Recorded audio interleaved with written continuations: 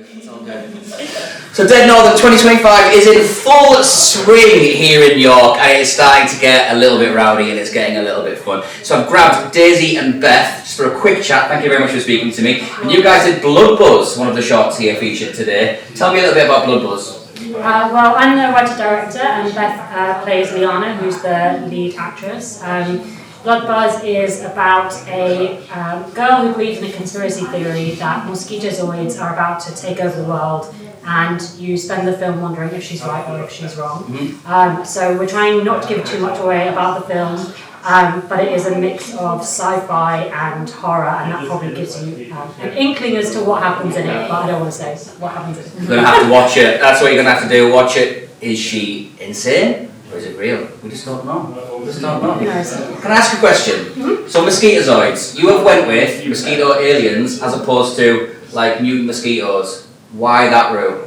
Well, we basically wanted to touch on other conspiracy theories. So when we started writing the script, myself and the producer Mike Sean, we were looking at other conspiracy theories, and he'd always been talking about like lizard people and all of the other weird conspiracies that have happened in the world. And one of the things we kind of wanted to do was A, keep it as different from The Fly as possible, and B, we wanted to do something that was just like a bit weird and a bit strange, and kind of quite unbelievable. And the more unbelievable it was, the more we felt like the audience would question themselves, question the characters, question what was going on, and eventually whether what happens does or doesn't, then that would be more exciting. And that was kind of the choice. So you could have any types of aliens. Yeah. If you wanted to keep it away from The Fly, why mosquitoes? Well, it was actually based on real news articles that happened. So when we were doing all the research for the film, I was doing a lot of looking into climate change and what was happening in climate change, and one of the things that we kept reading was all of these weird mosquito things that kept happening in the UK. It happened like 3 times in the same year, where you actually had these weird mosquito variants like coming over to the UK, and us reading it and freaking out and being like, oh my god, what's going to happen with the mosquito? So there actually was a thing with blue tongue. There were these like strange mosquitoes that came over from a different country, and we just thought, if we did something where it was like, there were lots of reasons, but in a low budget film, if you do something where the creature, such as the mosquito, is so small that you can only use sound, that makes it cheaper. Also, the theory of like the mosquito like bites animals but then starts moving to humans, that makes it easier. But we also wanted to do something that was based on like something that could actually really happen with climate change. I mean, mosquitozoids couldn't really happen, but mosquitoes are kind of like evolving and flying different places and going to different countries based on because of climate change, and we wanted to do something where people could watch it and then go home and like see something pop up on the news and be like, holy shit, that's kind of like Bloodbuzz. So that was where we got. So basically, we want enough people to watch this, be terrified of mosquitozoids enough to be more climate aware. Yeah, exactly. Yeah. Why That's not? how we're Why raising not? awareness for climate change. Yeah, horror films. Yeah. So I'm gonna apologise in advance. I'm a little bit stupid, okay? But in the film, I saw a little bit of a feminist subtext where when the brother arrives and he's sort of essentially trying to gaslight everyone into making everyone believe that she's insane and it isn't real.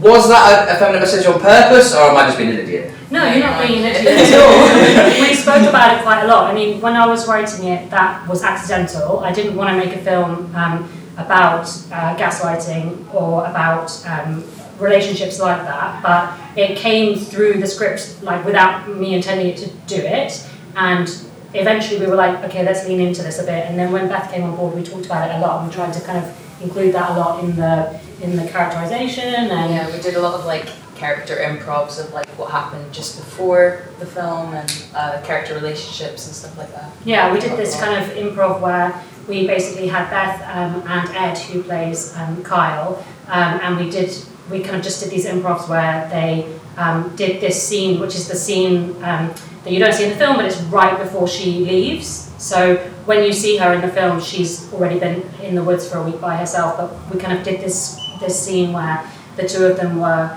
developing that relationship where like they basically had this big argument and all these other things had happened that I don't want to say because it's better if the audience comes up with it themselves. But then on camera you really see that. I think about that a lot, and you guys did such a great job like putting that into the tension in the moment where they see each other again. So yeah, it just kind of came through naturally as the shorter answer. One thing I really appreciate about it is with that feminist message, which I did get, thank God. I really appreciate the fact that you could have had that farmer guy sort of lean into that as well and be really misogynist and evil, but actually you didn't. And I really like the fact that when you had sort of him say let's go, and he sort of was like, well, she doesn't want to go with you, sort of didn't immediately believe the man, which I thought that made him very, or like more of a sort of hero character and sympathetic. I thought that was really like well done. It sort of was that on purpose. You thought, well, we're not all evil, sort of thing. Or? Yeah. Well, it was also like the first thing that happened was we wanted to create 3 characters where you weren't sure whether they were the hero or the villain or they were going to flip, right? Yeah. And the other thing was we felt like we wanted to try and play with the audience as much as possible. So there's a moment right at the beginning where you think, oh, I know where this is going, where he takes her into the house, and then we were like, but let's like flip that. And there is also like a reference to Poirot, which it turns out you can't get the rights to the Poirot theme song. So, but we could mention the name like once maybe and not get in trouble. But it was a bit kind of like, so he's a bit of like a detective himself, and he's a little bit taken in by what like Liana's saying, and then and just kind of like, we wanted to, not to get too serious about it, but the kind of like core thing that I really wanted to explore was, can we still find connection in a world that's so polarized, right? Can you meet someone from the other side and still be friends with them? And like, can you meet a stranger in real life and think on first meeting we have absolutely nothing in common? A young girl, an old farmer, they meet and they come from seemingly 2 opposite ends of a spectrum, and by the end of it they're friends, they found allies in each other. And I really wanted to explore this idea that you could, even though it feels like the world is just falling apart all the time, actually the human connection is still there. So we also did lots of work in improv and stuff where we have Beth and Johnny working together. Johnny plays Greg, working together to also build up that relationship a bit and kind of like have a bit more of it not feel like too strange, for it to feel a bit like they actually had like a bit of a connection, even though they shouldn't. Yeah, I mean now me and Johnny are playing dad and daughter on a different project as well, which is quite funny. Yeah. I mean, I would say if you have climate messages, you have connection messages, you have feminist messages. That's a lot to fit in such a short time. Did you find that quite difficult to no, I don't want to say show up because it did flow really naturally, but did you find it difficult to fit all of that in, or did it come quite naturally? I feel like a lot of it came out. Not to be too ass-kissing or whatever, but like also we had incredible actors and they brought out a lot in those characters. So I don't want to put too much credit on the writing.